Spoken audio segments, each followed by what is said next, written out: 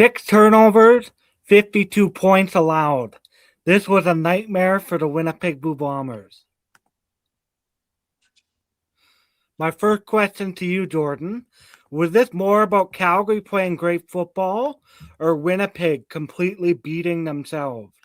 Beating themselves, like I told you in the seats. We beat ourselves with that first quarter pick in the end zone. We beat ourselves with drop balls. We beat ourselves by not tackling. Pretty easy game for Calgary, I must say.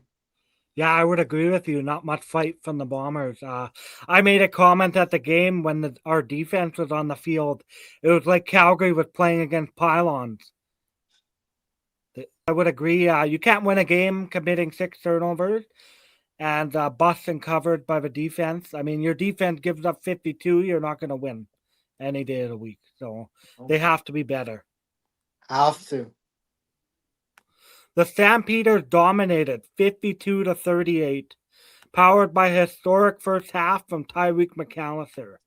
He scored on a 17-yard run, a 56-yard touchdown catch, and a 118-yard missed field goal return.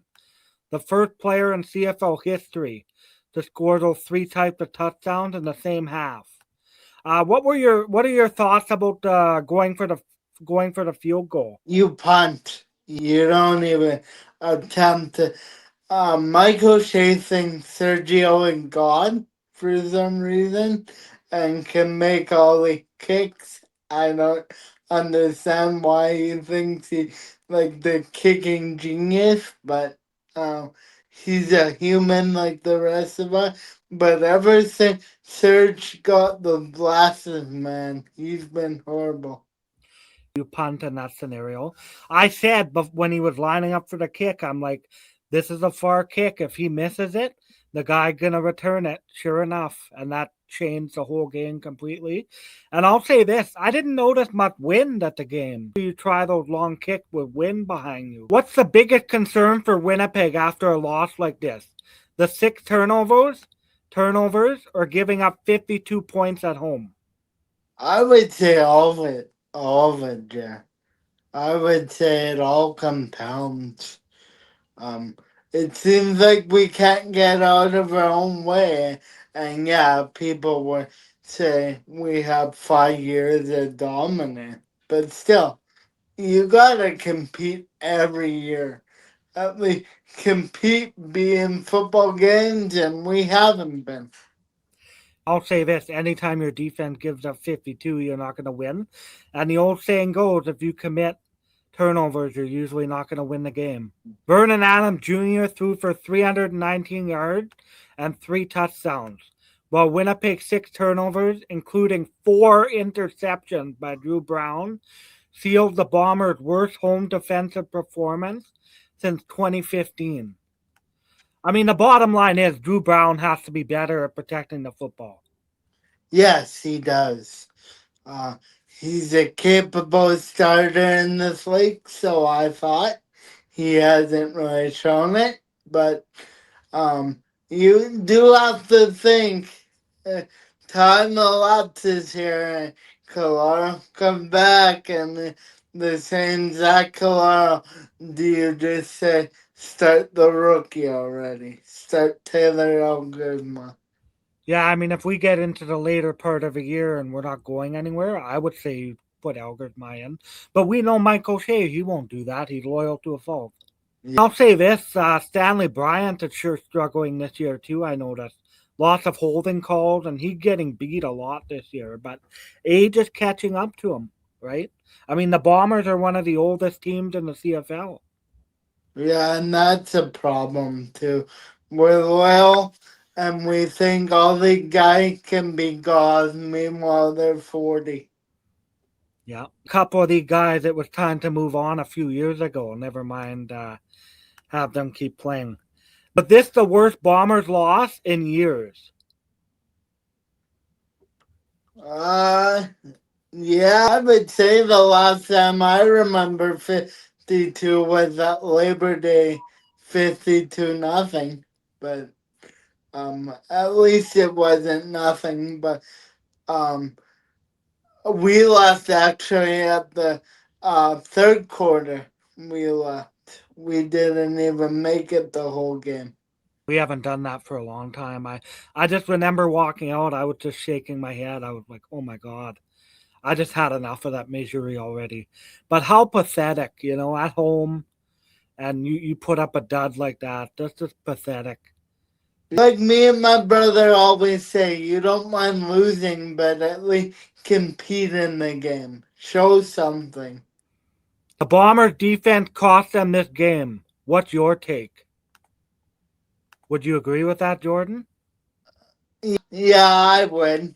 Because they could even tackle. It would have probably helped. But in the end, it was probably the kick and the turnovers and that red zone that sunk us. Wow, and the amount of that one play where McAllister was wide open. I don't think I've ever seen a guy that wide open before. There was no one within 20 yards. That's inexcusable. Billy Jefferson had a hell of a game. That was the one positive for the defense. Cody Fajardo just shredded the CFL's best pass defense. Is Fajardo being overlooked? Yeah, I think there's a whole whackload, but I think it also depends who's around them, what the O-line looks like, and all that.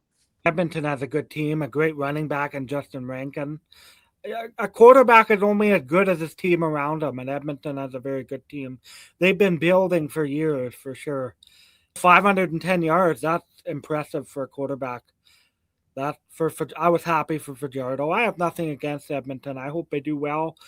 I just wish they had more of a crowd turnout, but that's everywhere in the CFL except Winnipeg. Is Montreal the most complete team in the CFL? I I would actually say I can't wait to see Montreal and Edmonton go at it.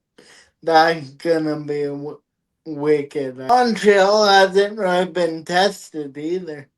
You're right about that. I will say this though, that Travis Tice got 120. I think it was 120 something yard, 120 something yard. He's turned into a good running back for them. They can run the ball, they can throw the ball. I would say they're a complete team for sure. Their defense has always been good, but yes, you're right. They haven't been tested yet. Let's see when they play Saskatchewan, Edmonton. Edmonton proved they're legitimate Grey Cup contenders.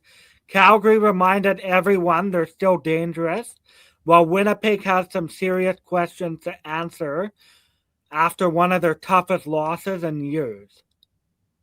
Week 8 shifted the CFL landscape, and the second half of the season just got a whole lot more interesting. So here's the question for everyone watching. What's your biggest takeaway from Week 8? I would say the Cody Fajardo 500 yards. That game was amazing to watch. The Edmonton versus the Riders on Thursday. That game was the best game of the week, in my opinion. Also, I don't think Calgary is as horrible as their record. I think they're better than their record shows. Thank you, folks, for watching, and we'll see you next week.